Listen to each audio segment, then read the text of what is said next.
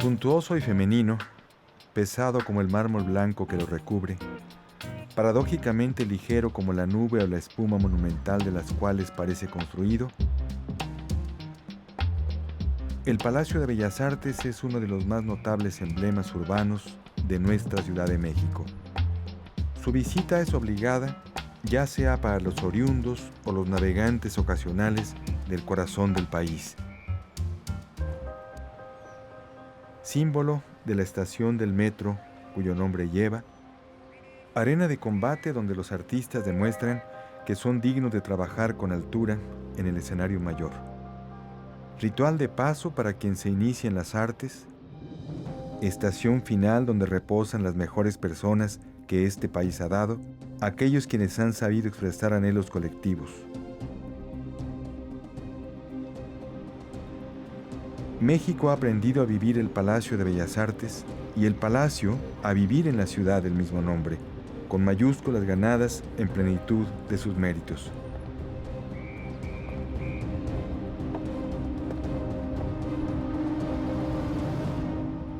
La palabra palacio, al igual que castillo, provoca instintivamente prestigio, pero también temor o rechazo para nuestra estirpe republicana. Es el lugar del que emanan el poder y la protección, pero igualmente las órdenes, el control, que puede convertirse en tiranía. Semejante metáfora aparece tanto en cuentos tradicionales como en las fábulas oscuras de Franz Kafka. El palacio corrompe cuando se vive en él.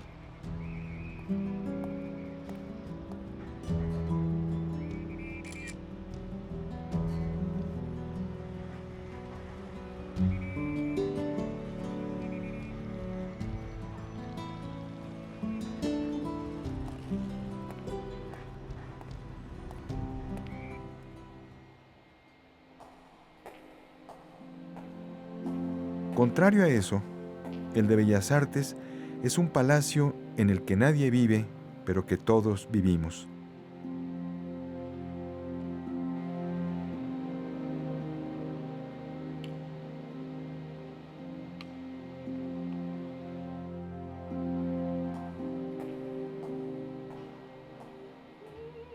Los reyes que ha tenido este palacio son artistas, que lo justifican y fortalecen, lo transforman y reviven.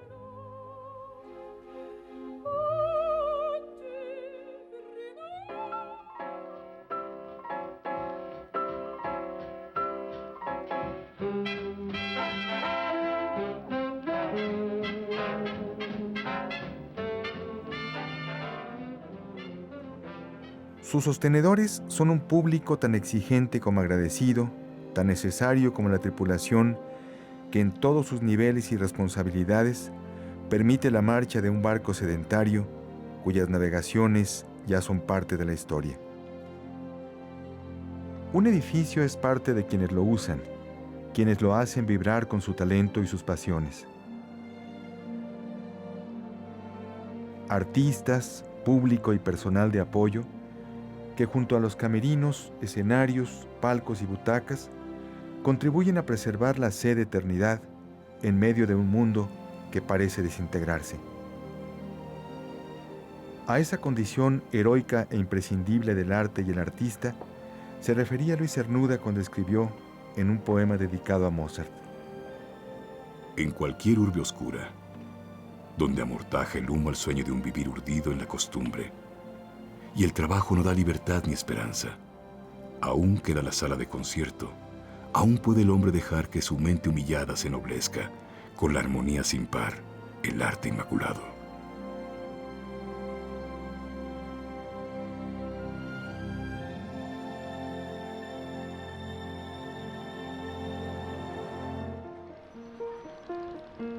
La Ciudad de México quiere dejar de ser aldea y convertirse en una metrópoli moderna en nombre de la religión de la velocidad.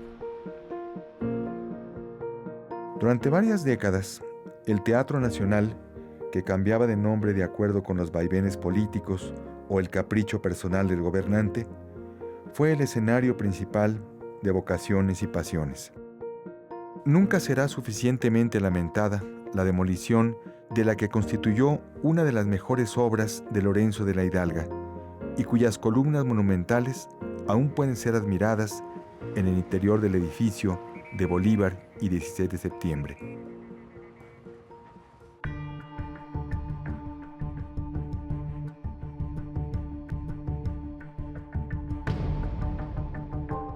Un nuevo periodo de gobierno recién comenzaba para Porfirio Díaz. Corría el año de 1904 y Ramón Corral se encontraba en la vicepresidencia. Para celebrar un nuevo ciclo gubernamental, se lleva a cabo un desfile en el cual participan alumnos de escuelas, empleados, el ejército y carros alegóricos.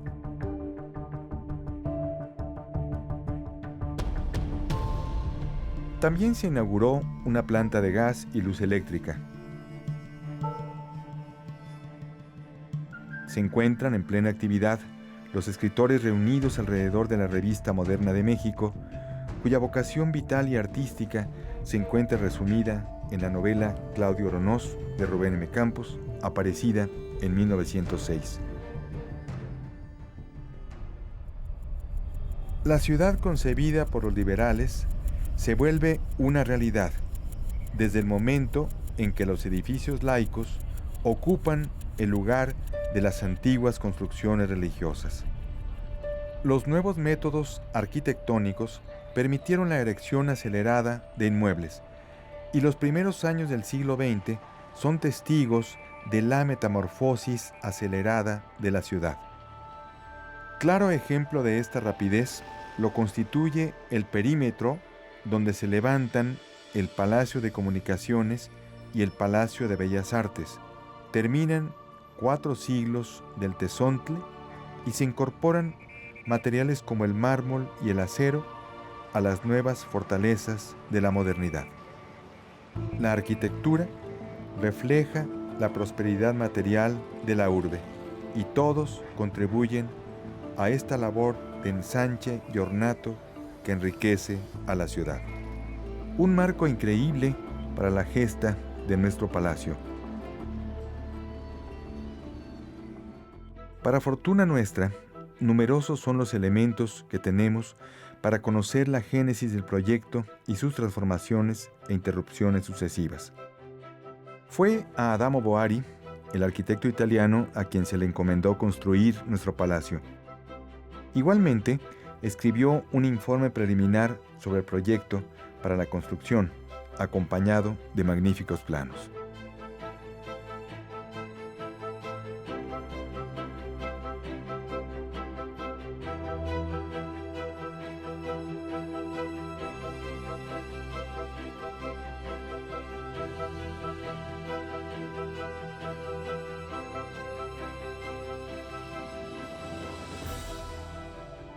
Tras el estallido de la Revolución de 1910 y el largo paréntesis que provocó, el edificio pudo ser por fin inaugurado en 1934, bajo la presidencia de Abelardo L. Rodríguez.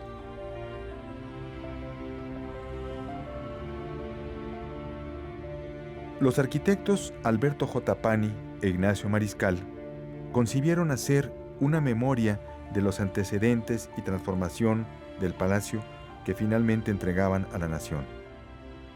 Después de 30 años, tuvieron el acierto de encargar la redacción del documento al poeta José Gorostiza. Publicado ese mismo año por Editorial Cultura, el pequeño volumen es una brillante síntesis del lugar que el edificio tiene en el mundo y de la manera en que a partir de los planos originales fue posible adecuarlo a los nuevos tiempos exigidos por una revolución que daba fin al discurso de las armas.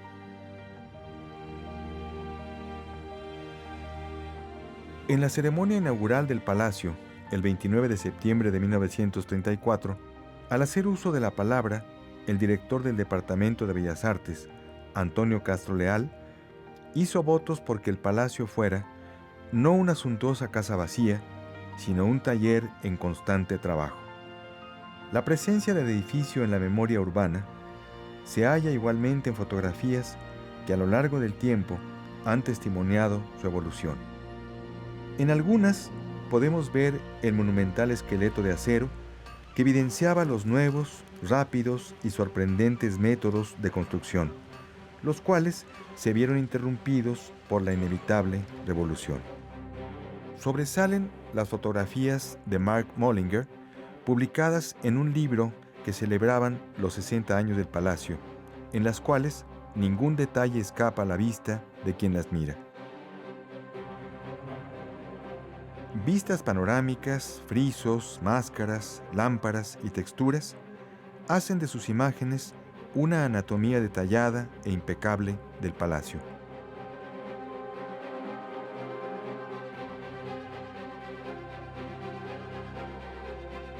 El apéndice está constituido por un ensayo del arquitecto Juan Urquiaga en torno al contexto arquitectónico en que nació el edificio, así como textos de los arquitectos originales Boari, Mariscal y Pani.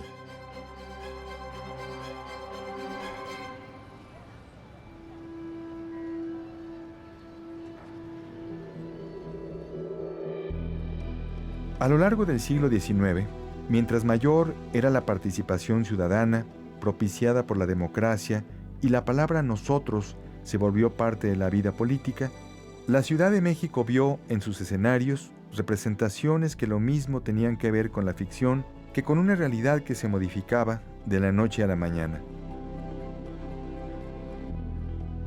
Los teatros son grandes acumuladores de energía. Obras dramáticas y óperas, reuniones políticas o declaraciones de bandos solemnes tenían lugar en el interior de Bellas Artes.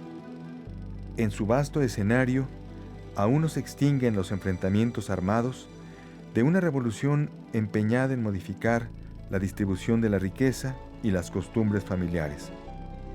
De la revolución hecha gobierno a la ciudad de los primeros rascacielos, el palacio ha estado presente desde sus inicios en la literatura. Javier Villaurrutia lo utiliza como escenario indirecto en su obra de teatro Invitación a la muerte. Las caminatas de los nuevos caballeros andantes, Rigoberto de la Cruz o Isca Cienfuegos, le otorgan nueva vida. El joven Octavio Paz lo marcó con la mirada antes de escribir sus poemas Crepúsculos de la ciudad. Nuestra ciudad mía, dijo con acierto Salvador Novo, quien nació el mismo año de 1904 en que Porfirio Díaz colocó la primera piedra del edificio.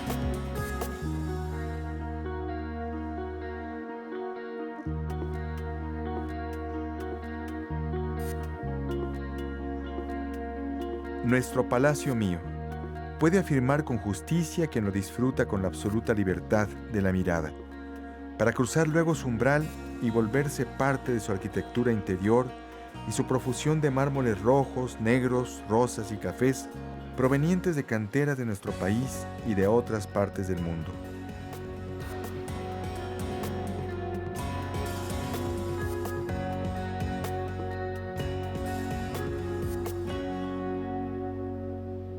También puede emprender, igualmente, un breve e intenso viaje por la pintura mexicana resumida en sus muros, o practicar, en los diversos ámbitos que conforman el edificio, su forma elegida de comunión.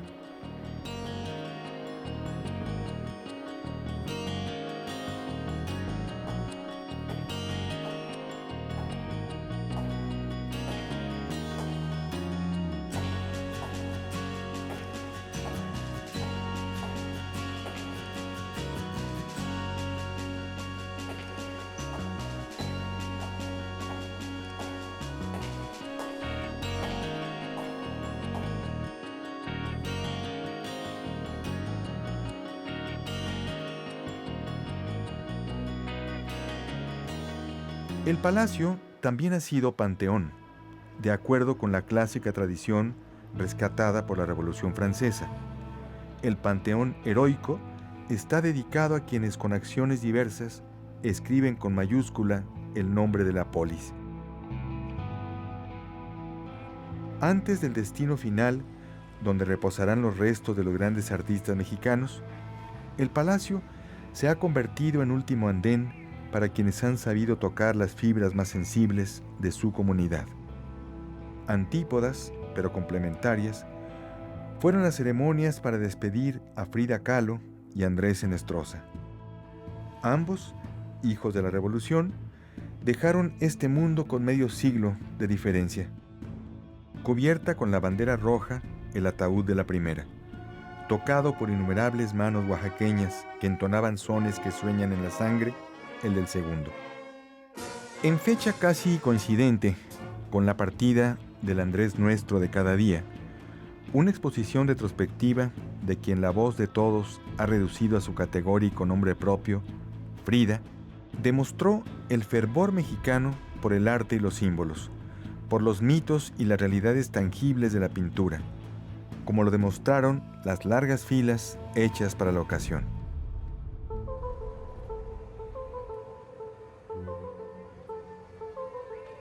65 han sido los personajes que han recibido un homenaje luctuoso en Bellas Artes, entre ellos José Clemente Orozco, Diego Rivera, Cantinflas,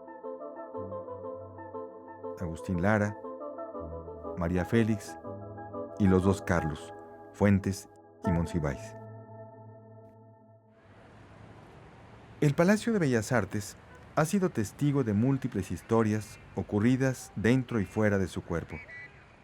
Clementina Díaz y de Obando ha hecho una crónica imprescindible para historiar ese año de 1904 en que el edificio blanco comenzó a soñar y cuando nuestra ciudad comenzaba a poblarse de otras suntuosas construcciones para sostener y dar lustre a la poderosa maquinaria administrativa y prepararse a recibir el centenario de la independencia de México en medio de notables contradicciones y diferencias sociales.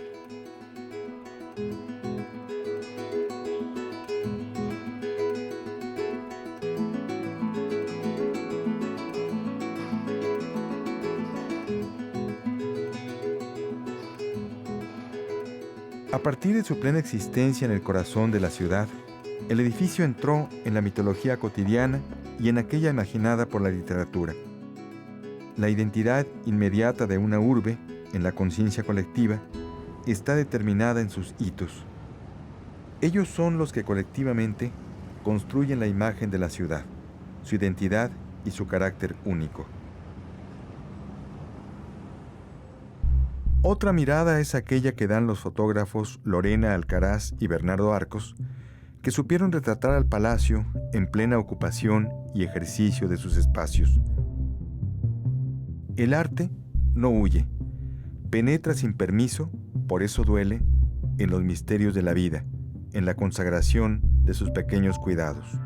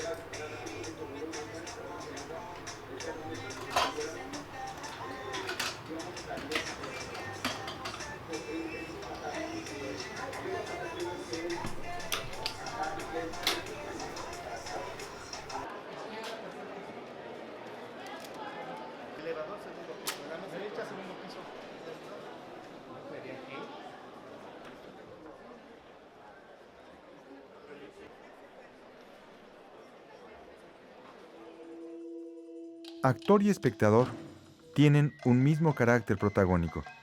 Dan vida al palacio y de él la obtienen, en la más afortunada y feliz de las simbiosis vampíricas. El espectador es testigo del artista en la plenitud del ejercicio de pasiones, cuyo único límite es la lucidez que le exige su disciplina, pero que siempre deja lugar a la imaginación. En el escenario se abren piernas, se levantan manos, se tensan cuerdas de instrumentos con la fuerza con que se tensan los músculos en el cuerpo del bailarín o las que determinan la voz del poeta. Relámpago vertebral de caoba se lo pasa. El arte es el viaje de ida y vuelta a la locura, particularmente a la violencia de ese reino oscuro. La sabiduría teatral llama desahogo al espacio donde es posible un breve respiro antes de volver al combate. Damasco, tierra divina, tierra de Ondina, donde acaricia el sol. Y más lúcidamente todavía, piernas al espacio entre bambalinas y el escenario. Hay aquí un símbolo del instante en que el artista sale para experimentar un nuevo, luminoso y ardiente nacimiento que nos obliga igualmente a ver el mundo como el primer día de su creación. El Palacio de Bellas Artes palpita en medio de una ciudad y de un país que lucha contra tormentas de todas las especies, pero que en el arte y en la educación ha encontrado la posibilidad de lograr la supremacía de la sensibilidad sobre la ignorancia, de la inteligencia sobre la barbarie.